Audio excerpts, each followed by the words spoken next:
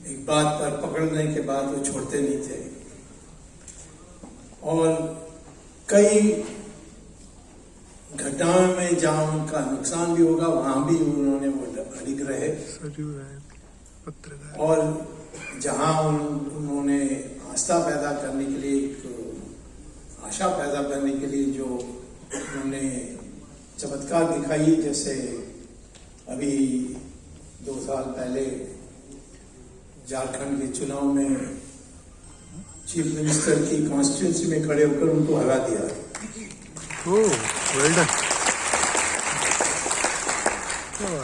अब ऐसे ही कल्पना करना ही कठिन होती है, परंतु इन्होंने करके दिखाया। तो इसीलिए इनके बारे में पुस्तक आए, ये तो आवश्यक है और सबको प्रेरणा देने के लिए ऐसी पुस्तकों को लिखने की आवश्यकता है। तो इसलिए मैं प्रभात प्रकाशन को, या प्रभात प्रकाशन कहते हैं आपको, या प्रभात कुमार भट्ट, ये प्रिंटर कौन है, तो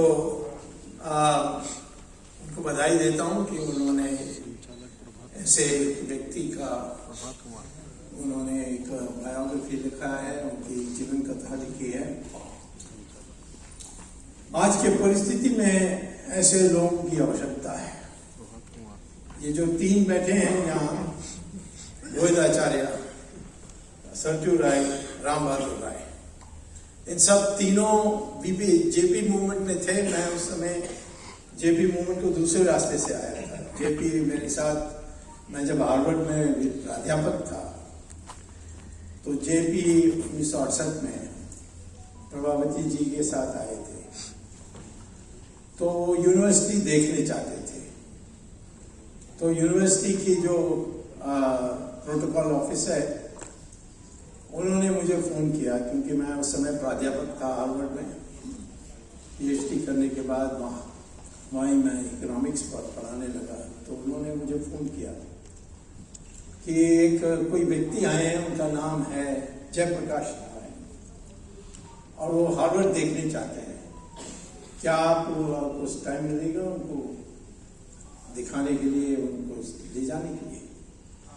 तो जयप्रकाश नारायण का नाम तो मैं पिताजी से सुनता था। मैं जैसे मेरे पिताजी तमिलनाडु में कांग्रेस में थे, वो भी प्राध्यापक थे गणित शास्त्र के, और मेरे जो पिताजी के जो मामा थे, वो उन्होंने कांग्रेस को स्थापित किया। उनका नाम था जो सब जानते हैं, और उस कारण से एक राजनीति में हमारी दिलचस्पी होती थी।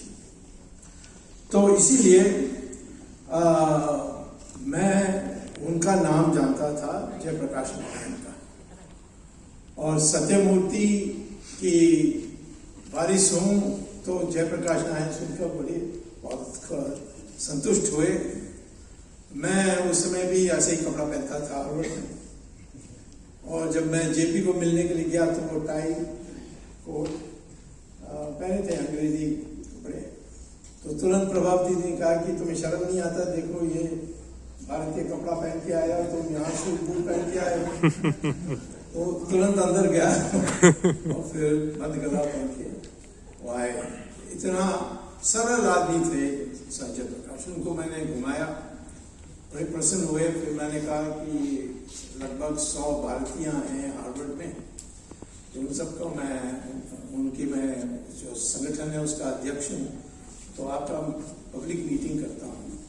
तो एक आम सभा उनके लिए की थी मैंने, और अति प्रसन्न होकर उन्होंने मुझे कहा, जयप्रकाश जी ने, कि जब इंडिया वापस आएंगे, और मैंने उनको कहा था कि मैं यहाँ बहुत दिन रहूँगा नहीं, मैं इंडिया में पढ़ाई करना पसंद करूँगा। उस समय राजनीति में आने की कोई इरादा भी नहीं थी, कोई लक्ष्य भी नहीं था।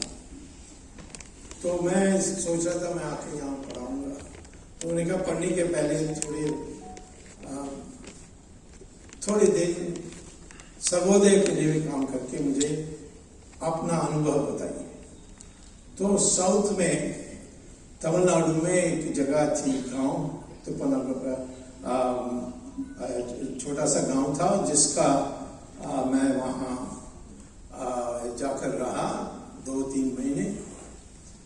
फिर जब मैं दोबारा जेपी को मिलने के लिए आया और उन्होंने कहा कि क्या आपका अनुभव है, मैंने कहा इस देश में जब तक राजनीति को भी आप साथ रखोगे कुछ नहीं कर सकते हो। महात्मा गांधी ने राजनीति और समाज सेवा दोनों को जोड़कर किया था।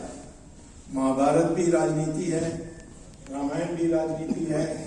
राजनीति सिर्फ राजनीति नहीं, एक लक्ष्य के लिए राजनीति की ऊर्जा की आवश्यकता है। मुझे भी बहुत गर्व हुए मेरे ऊपर, कहा कि तुम अमेरिकन हो, तुम हिंदुस्तानी का संस्कृति नहीं हो, और मुझे निकाल दिया था।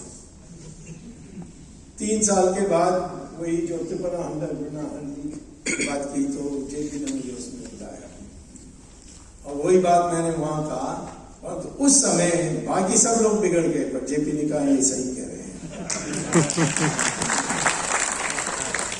और उसके बाद जेपी आए थे आंदोलन में, और जेपी के बिना हम लोग सब पैदा भी नहीं होते राजनीति में। उन्होंने युवा शक्ति को आगे बढ़ाने के लिए बहुत प्रयास किया और बहुत लोगों को खड़ा किया। और उनमें ये जो 3 मूर्ति बैठे हैं, 3 मूर्ति, गोविंदाचार्य, राम बहादुर राय, सरजू, ये उनके फेवरेट थे, क्योंकि मुझसे बात करते थे, कहते थे ये लोग बहुत दूर जाएंगे। मैंने कहा ये 24-25 के लोग हैं, ये कहाँ अभी से आपको पता होगा? नहीं, इसे मैं जानता हूँ। तो उस समय से हमारी लगातार संबंध रही है, और हिंदुस्तान इस 50 साल के कहेंगे, 1974 से आज लगभग 50 साल होने वाला है। इस इतिहास में हिंदुस्तान बहुत बदल गई है। जब 1974 में नेहरू परिवार के राज कितने साल है? 17 साल जवाहरलाल नेहरू और 16 साल इंदिरा गांधी। तो इस काल में समाजवाद के नाम रूस का नकल करके हमने जो व्यवस्था की थी, कृषि से, ये रूस का जो व्यवस्था थी वो क्या थी? आर्थिक व्यवस्था। कृषि से साधन चूसना और औद्योगिक उद्योग विकास के लिए उस पर खर्च करना, और वो भी बड़े बड़े फैक्ट्रीज। अब रूस के लिए ठीक था नहीं था, उस पर विवाद हो सकती है, क्योंकि रूस में कृषि में साधन बहुत थी। जब वहां राजा महाराजा होते थे, जिनको जार कहते थे, उन्होंने कृषि का बड़ा विकास किया। और कृषि रूस में कभी विदेश से कोई शक्ति आकर के उस कृषि का शोषण नहीं किया था। तो इसीलिए साधन बहुत थे। तो लेनिन और स्टालिन ने उस साधन को लेकर इंडस्ट्री बनाई और बड़े बड़े इंडस्ट्रीज बनाई। उसी मॉडल को जवाहरलाल नेहरू ने देश में लगाई। और हमारे देश में कृषि में कोई कुछ गरीबी था और कुछ नहीं था, क्योंकि 1857 में जब रानी झांसी ने सेना लेकर आए और अन्य जगहों से भी लोग आए, वो सब जो किसान थे उनकी मदद से आए। किसानों ने उनको बंदा भी दी, पैसा भी दी, और इस कारण से अंग्रेजों ने इसको हराने के बाद, इस विद्रोह को हराने के बाद, जिसको वीर सावरकर कहते हैं आजादी की पहली आंदोलन, first war of independence, British कहते हैं ये विद्रोह था, म्यूटिनी। लेकिन सावरकर ने सही कहा कि ये war of independence, first war सारा देश में था, सिर्फ झांसी में नहीं, सिर्फ उत्तर भारत में नहीं, सिर्फ बिहार में नहीं, या मेरठ में नहीं, सारा हिंदुस्तान में था। और आखिर में अंग्रेज सक्षम हुए और उन्होंने इसको कुचला, और रानी जो थी वहां इंग्लैंड में, विक्टोरिया, उसको भारत की रानी भी बना दी, एम्प्रेस ऑफ इंडिया। और उन्होंने कहा ये विद्रोह कभी नहीं होना चाहिए आगे। तो इसीलिए कृषि में जो भी साधन उसको चूसना है, तो गुंडे, बदमाश, चोर ऐसे लोगों को उन्होंने जमींदार बनाया और कहा तुम्हारा काम है पैसा इकट्ठा करने के लिए, और उस पैसा से एक हिस्सा हमें ब्रिटिश की जो प्रशासन है उसको चलाने के लिए।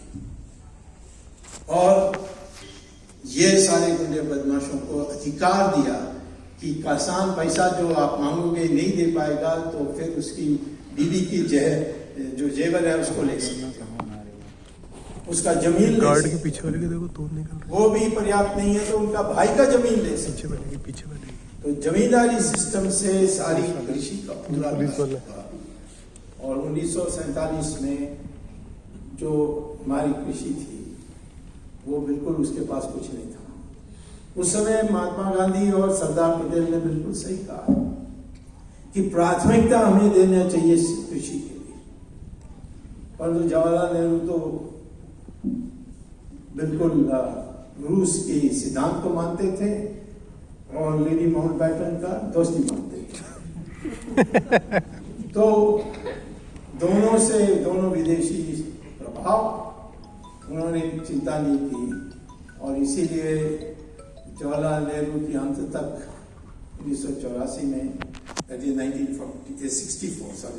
64 में जब जवाहरलाल नेहरू की देहांत हुई उस समय देश में एक अकाल आई और हमें भीख मांगना पड़ा अमेरिका से अनाज के लिए। उस समय लाल बहादुर शास्त्री आए और उन्होंने साइंटिस्ट को इकट्ठा करके ये जो हरी क्रांति है वो सिर्फ 10% पर लगी। वो 10% जहां हमारी प्रतिमा बन गई थी कि हिंदुस्तान अपने लोगों को अनाज नहीं दे सकता, भीख मांगते ही रहेगा, ये अमेरिका में पुस्तकें आती थी। उस समय मैं प्राध्यापक था, जूनियर था, असिस्टेंट प्रोफेसर बना था, लेकिन हमें दुख होता था ये सारे अमेरिकन टीवी में देखने में।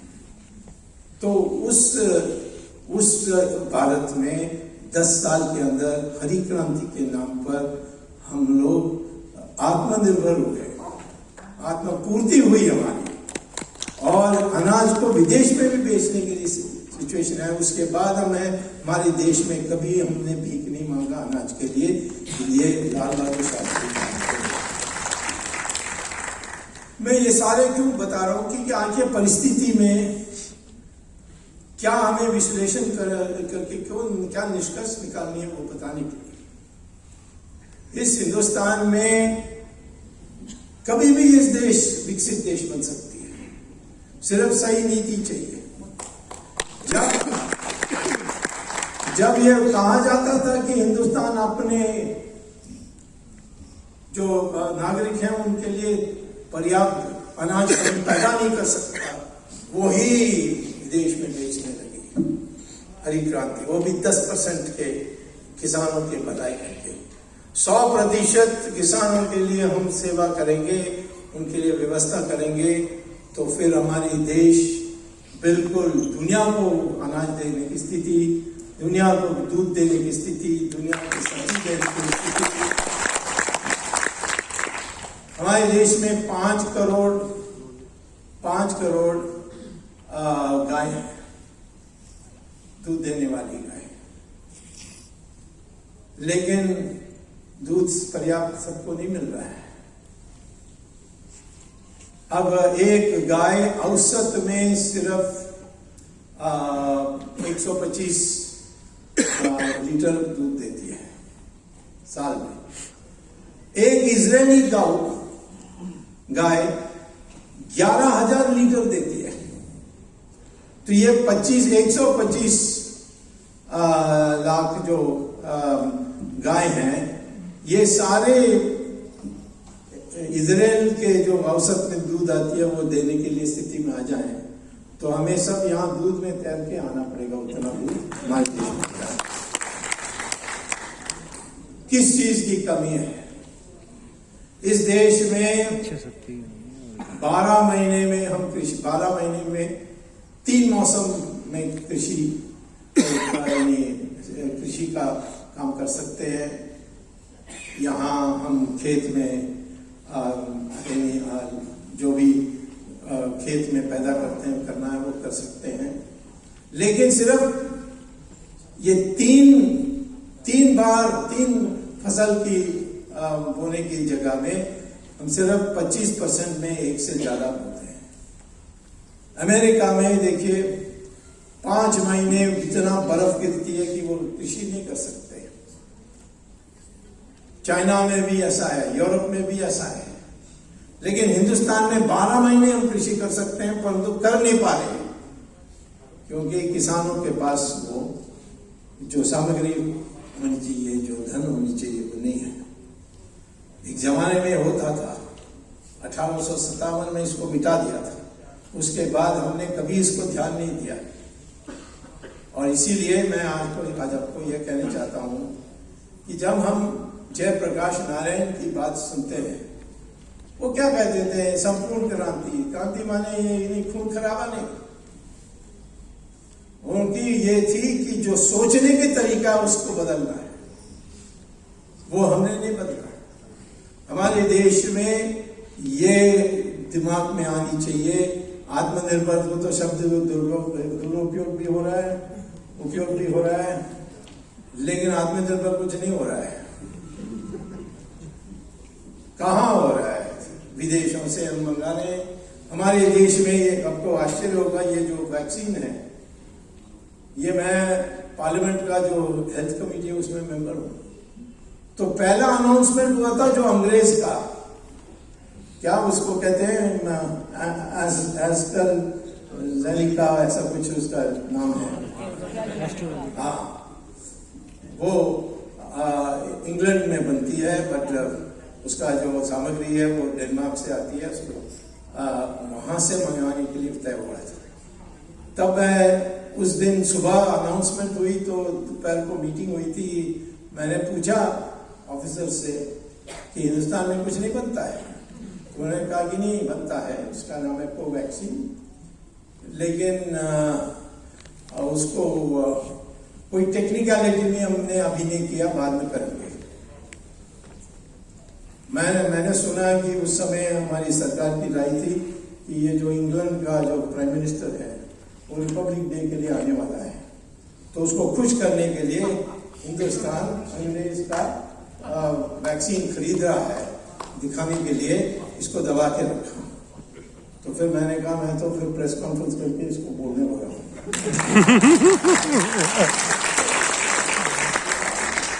शाम को प्रधानमंत्री ने दोनों को अनाउंस कर दिया, तो इसलिए कोवैक्सीन आई। आज भी सबसे सुरक्षित आपको जो वैक्सीन है वो हमारी देश में बनी हुई है। आज तक एक भी कोई इसकी इंजेक्शन लेकर मरे नहीं।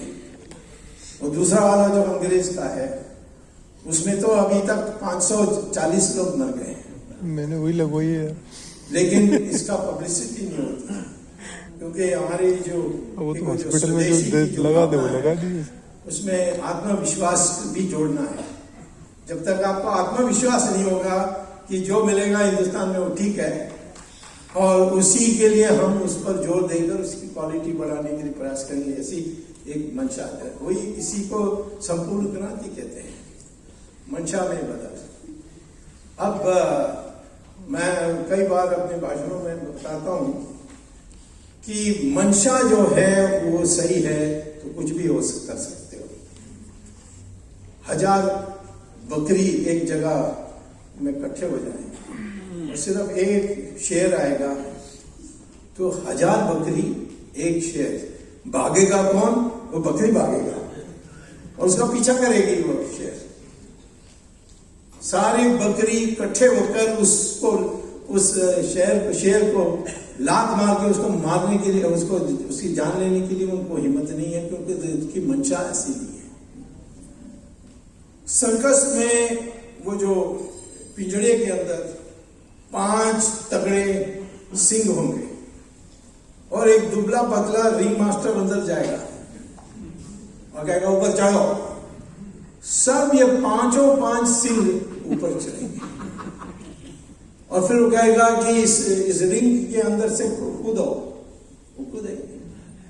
क्यों? क्योंकि छोटे जब थे, बच्चे थे, तब से इस सिंह को आज्ञा मानने के लिए सिखाया जाता, तो उसकी मंशा ऐसा बन गई कि उसको नहीं पता था कि उसकी फिट भी बैठते ना करेंगे। जैसे हनुमान को नहीं पता था कि इसके पास ताकत थी, राम को क्या तो आज हिंदुस्तान का वही है, हमारी जनता को बतानी है कि भाई हम कर सकते हैं, हम चाइना से आगे जा सकते हैं। चाइना से सब आलतू फालतू चीजों को हम यहां आयात कर रहे हैं, कोई जरूरत नहीं है। परंतु आज इतने डरे हुए हैं चाइना से कि उसका नाम ही लेने के लिए तैयार नहीं, कोई आया ही नहीं, कोई गया नहीं। परंतु चाइना तो आ गया, 4000 किलोमीटर उसने ले ली, 2 महीने के अंदर वो सियाचिन भी ले लेगी, उसके बाद पाकिस्तान तो बिल्कुल आ जाएंगे, बड़े खतरे में। क्यों नहीं बोलने के लिए तैयार? आपने कभी देखा हमारे प्रधानमंत्री को कहते हुए कि चाइना ने आक्रमण किया है, मेरे साथ धोखा दिया, मैं 18 बार मिला शी जिनपिंग, उसने कभी नहीं बताया, नहीं बोला आज तक। क्यों नहीं बोला है? ये मंशा का सवाल है। मुझे लगता है कि देश के अंदर हम सब लोग को डरा के रखने में तो तेज है, चाइना को डराने के लिए हिम्मत नहीं। तो चाइना को हराना बहुत आसान है, क्योंकि उनकी सारी फौज तो इतनी लंबे रास्ते में आते हैं, तिब्बत को पार करके आना होता है, उनको पीट सकते हैं। लेकिन वो एक मंशा का सवाल है। यही जेपी ने हम लोगों को सिखाया, और यही इनमें मंशा है। हम तो इनको गोविंद आचार्य तो जनता बीजेपी को चमका दिया, और चंद लोगों को ईर्ष्या हो गई और कोई झूठा मोटा कारण से उनको बाहर कर दिया। मैं सही बोल रहा हूं, झूठ बोल रहा हूं? इतना अच्छा ऑर्गेनाइजर है, मैं तो इसको बहुत सालों से जानता हूं, इतना उसकी कंप्यूटर के पहले इसका कंप्यूटर ब्रेन था, सब कुछ आज ही है। परंतु बीजेपी का महामंत्री थे आप, अब हमारे पास ऐसे महामंत्री है ही नहीं, अब तो सब ऐसे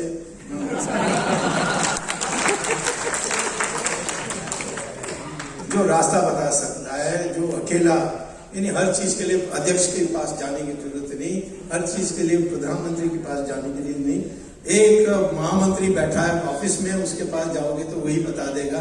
ऐसा ये गोविंदाचार्य थे। सरजू राय मिनिस्टर होते हुए भी विरोध करते थे भ्रष्टाचार का।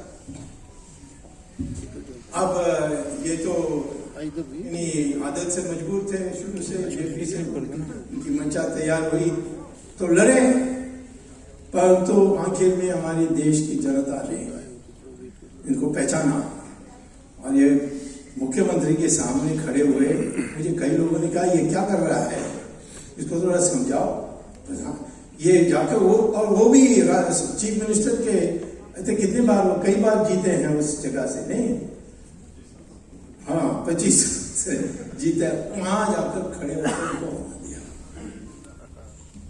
तो ये हमारे देश में ये जो योग्यता है, इसको पहचान के इसको ही इसी के लिए पुरस्कार होनी चाहिए। लोगों को पता नहीं, राम बहादुर राय बैठे, इन्होंने संस्कृति के लिए कितना है, अभी भी उसका नाम इंदिरा गांधी है तो थोड़ा कम पड़ा है, बदला नहीं,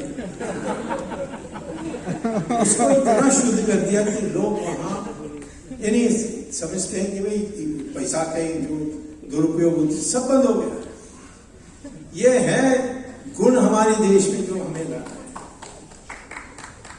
और हमारे देश में इस प्रकार से हम आगे बढ़ेंगे तो किसी चीज की कमी नहीं है।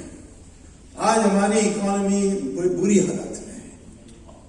अब मैं कहता हूं तो लोग बिगड़ जाते हैं, तुम प्रधानमंत्री को आलोचना कर रहे हैं। मैंने कहा मैं प्रधानमंत्री का आलोचना कैसे कर सकता हूँ जब उनको इकोनॉमिक्स पता ही नहीं है। गलत इकोनॉमिक्स कर रहे हैं, मैं तो कह नहीं सकता। अब ये हमारे देश में आज किस चीज की कमी है? सप्लाई की कमी नहीं है, डिमांड की कमी है। डिमांड की कमी क्यों है? क्योंकि लोगों के पास पैसा नहीं है खर्च करने लिए। अब पेट्रोल का दाम इतना हो गया, कितना का आप पेट्रोल खरीदोगे? नौकरी से लोगों को हटाया गया। कंपनीज ने इसका फायदा उठाकर, आज की कोरोना का फायदा उठाकर कई लोग क्या कहा कि रहना तो आधा तनख्वाह ही देंगे। इस समय हम लोगों को क्या करना चाहिए था? सबको अपनी तनख्वाह पहुंचानी चाहिए थी। किसी देश ने ऐसा किया? अमेरिका ने किया है। वो चेक भेज देते हैं उनके बैंक अकाउंट में सीधा, कहते हैं भले तुम नौकरी से हटाए गए पर तुम्हें जब तक ये कोरोना होगा आपको ये मिलेगा। कहां से पैसा आएगा? छापो नोट। छापो नोट, उससे तो मुद्रास्फीति होगी, उसमें से इन्फ्लेशन होगी, फिर तो आपको इकोनॉमिक्स नहीं जानते हो। इकोनॉमिक्स एक बहुत साइंटिफिक सब्जेक्ट है, उसको पढ़ने की आवश्यकता है। कोई बाबू या कोई अकाउंटेंट ये इकोनॉमिस्ट नहीं हो सकता है। अमेरिका का जो एक प्रेसिडेंट था 1927 में, उसने इकोनॉमिस्ट को बुलाया और कहा कि चुनाव अगले साल है और बेरोजगारी बहुत है, तो मैं बेरोजगारी थोड़ा कम कर दूं, चुनाव में जीतना आसान हो जाए, तो मुझे क्या करना है? तो इकोनॉमिस्ट को जो उस समय की जानकारी थी उसके अनुसार कहा, आप लेबर यूनियन से बात करके, जो मजदूर संघ है उससे बात करके कह दें कि भाई चुनाव तक तुम 10% अपने यूनियन के हिसाब से सपोर्ट कर दो कि मदद कर दो या यानी अपना अनुमति दे दो कि ये जो वेतन है वो सबका वेतन 10% काट दिया जा सकता है। तो फिर लेबर चीप हो जाएगा, सस्ता हो जाएगा, तो लोग और नौकरी में ले लेंगे। ये था तक। और हुआ क्या कि क्योंकि आपने लोगों का वेतन काटा तो उन्होंने खर्चा भी कम किया, और खर्चा कम करने के कारण जो कंपनीज जो माल खरीदते थे उनको बंद करना पड़ा। बंद करने के कारण और लोग बेरोजगार हुए, तो वेतन कम करके बेरोजगारी भी बढ़ा दी। ये कहीं नहीं सिखाते हैं, परंतु जो इकोनॉमिक्स जानते हैं वो जानते हैं। इसी प्रकार से एक पागल अमेरिका से आया था, उसका नाम था Raghuram Rajan, reserve bank governor बना। उसने ब्याज की रेट को बढ़ाते गया। तो लोगों ने पूछा उससे, मैंने भी सार्वजनिक सवाल उठाया कि भाई ये क्यों कर रहे हो? उन्होंने कहा कि नहीं मुद्रास्फीति बहुत है, बहुत करेंसी लोग इन्हें बहुत बढ़ रही है, तो इसीलिए इससे हमारे देश में बैंक्रप्सी आ जाएगी, और इस कारण से मैं बढ़ा रहा हूं ताकि लोग उतना पैसा नहीं लेंगे, उतना कर्जा नहीं लेंगे। लेकिन हुआ क्या कि आपने ब्याज की दाम बढ़ा दी, तो जिस पर मीडियम स्मॉल इंडस्ट्रीज जो होते थे वो कर्जा लेते थे। बड़े कंपनीज बहुत ज्यादा कर्जा बैंक से नहीं लेते, वो उनका सरप्लस होता है उससे निकालते हैं।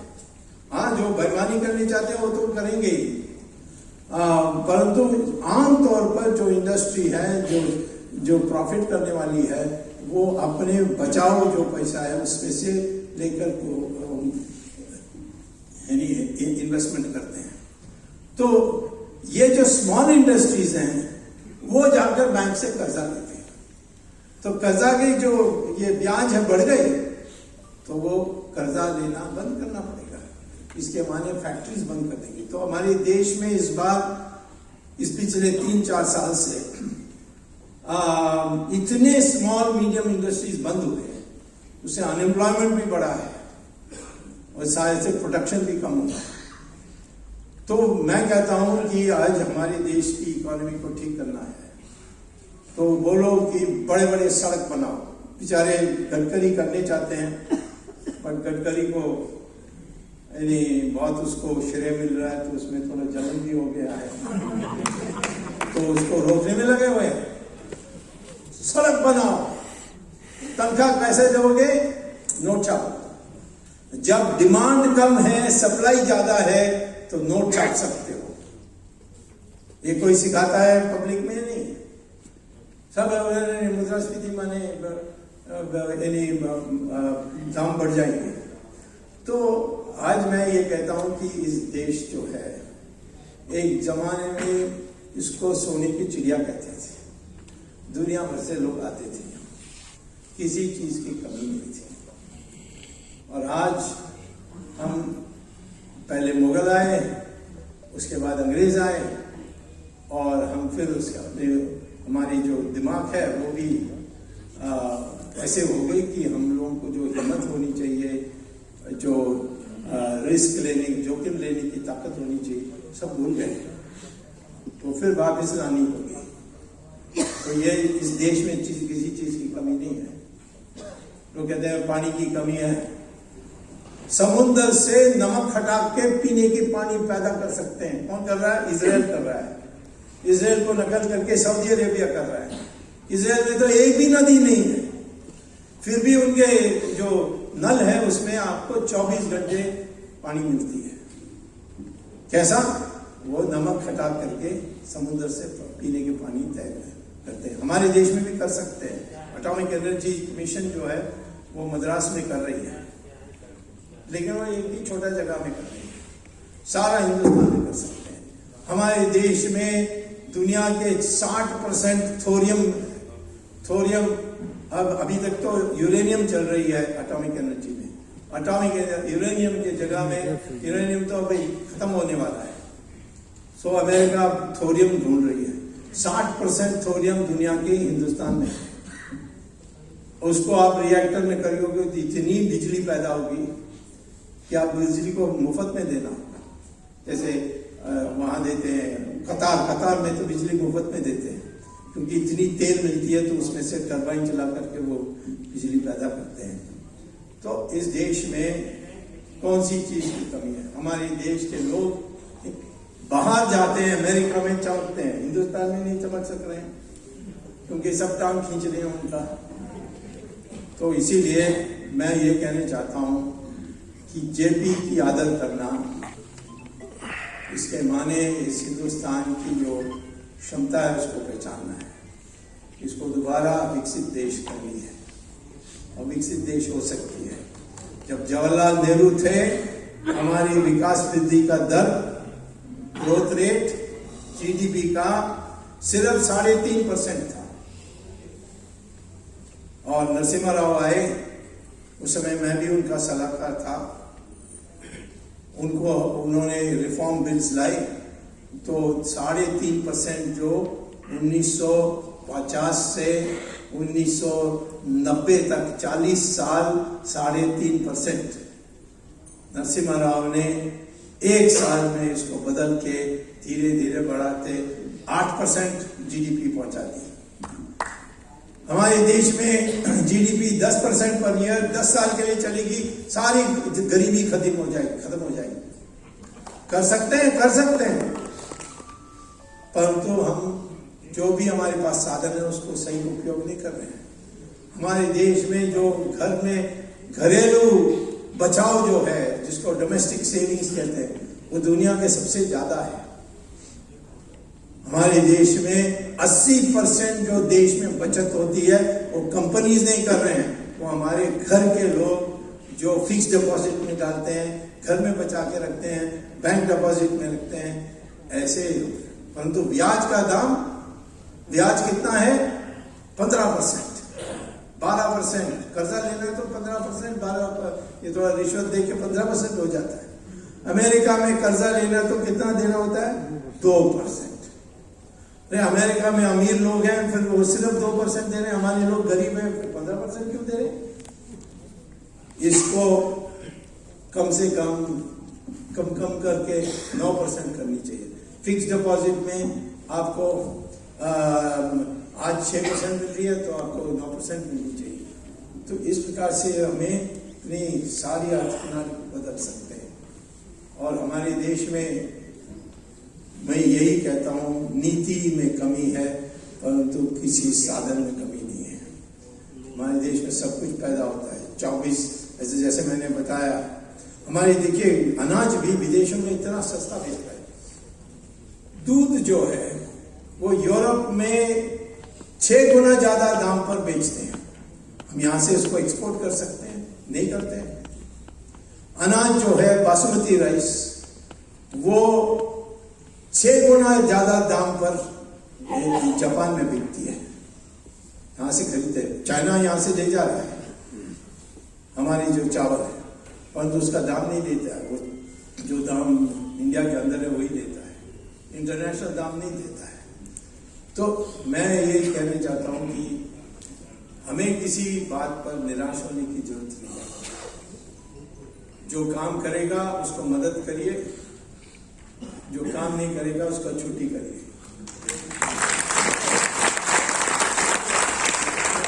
इस देश में अब एकता पैदा करने के लिए शुरुआत में हम हिंदुओं के बीच में एकता पैदा करनी चाहिए।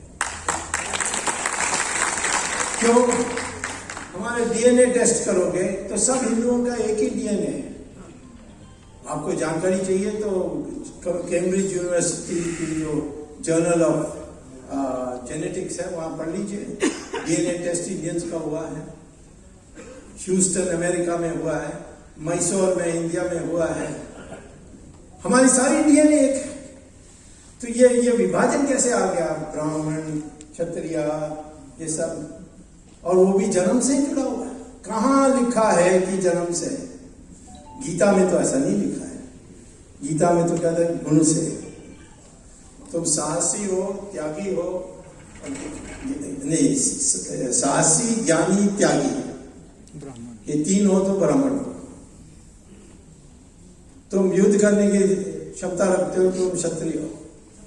तुम्हारे माँ बाप कुछ भी हो, विश्वामित्र के माँ बाप तो क्षत्रिय थे परंतु वो महर्षि बने, क्योंकि उन्होंने ज्ञानी बने, त्यागी बने और साहसी बने। डरपोक ब्राह्मण नहीं है।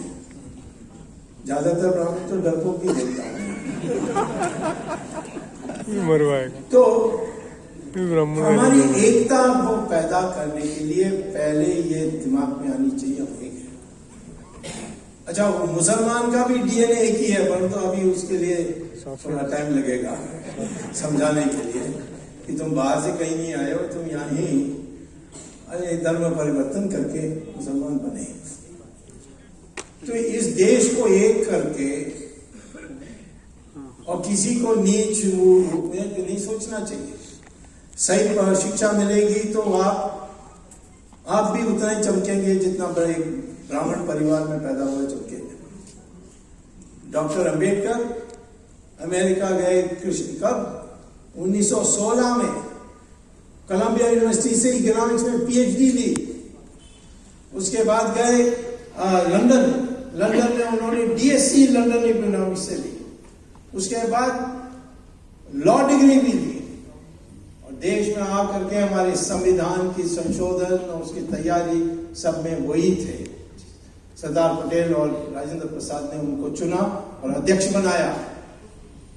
ये डॉक्टर अंबेडकर, जवाहरलाल नेहरू, जिनको आप लोग ब्राह्मण कहते हो, लंदन गया कैम्ब्रिज में और फेल होकर आया।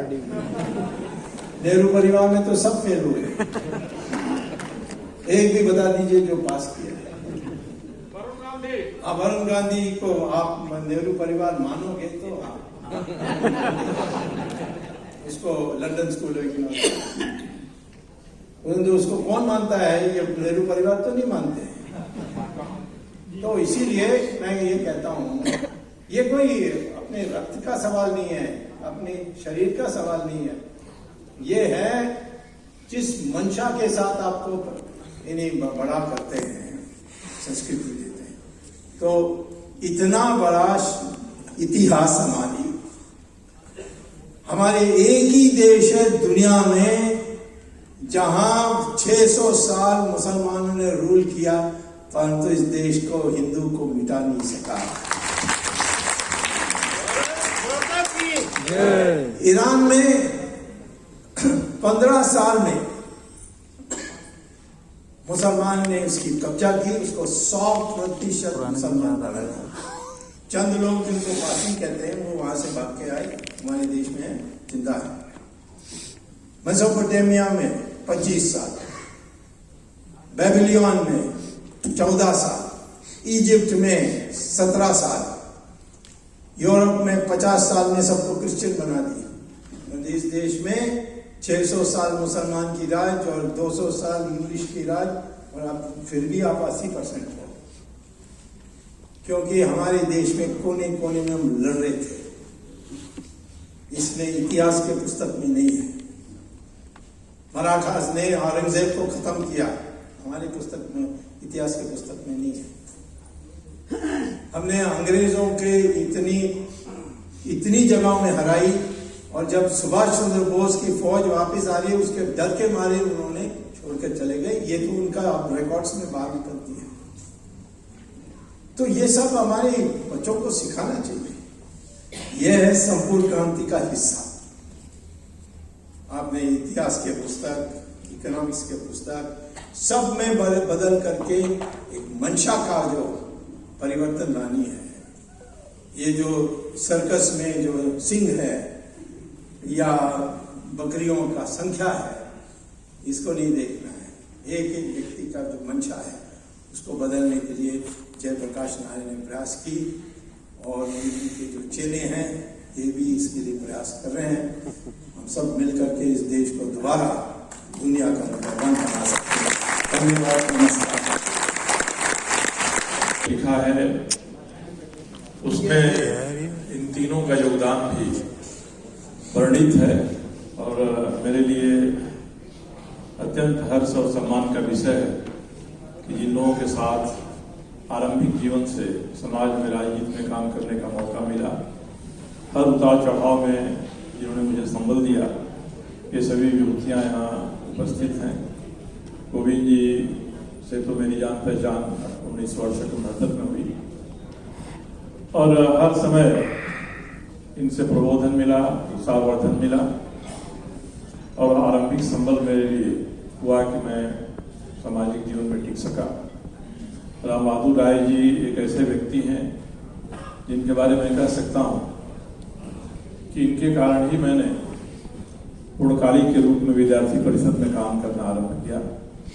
जयप्रकाश जी के आंदोलन में 8 अप्रैल 1974 को जब राम बहादुर जी जेल चले गए, पुलिस ने पकड़ा एक सार्वजनिक स्थान से कार्यक्रम करते हुए, उसके बाद मुझे इनकी जगह पर छात्र संघर्ष संचालन समिति का सदस्य बनाया गया, और उसके बाद हमेशा ही हर समय इनसे मुझे सहयोग मिलता रहा, उत्साहवर्धन मिलता रहा। पत्रकारिता जगत में इनकी जो ख्याति है वो एक बड़ा कारण हुई कि मैंने 1984 में राजनीति को पूरी तरह छोड़कर और पत्रकारिता के क्षेत्र में और जयप्रकाश जी के जेपी विचार मंच के साथ काम करने लगा, और राम बहादुर राय जी से हमेशा ही मार्गदर्शन मिलते रहा। आज स्वामी जी भी यहाँ हैं। एक समय ऐसा आया था जब मेरे सामने रास्ता नहीं सुन रहा था कि आगे कहाँ किस तरफ कदम बढ़ाया जाए। उस समय डॉक्टर स्वामी ने, डॉक्टर अमित मित्रा ने, इन लोगों ने सहयोग किया, रास्ता दिखाया, और काफी दिन तक इस पर चलकर मुझे बहुत ही संतोष का भान हुआ।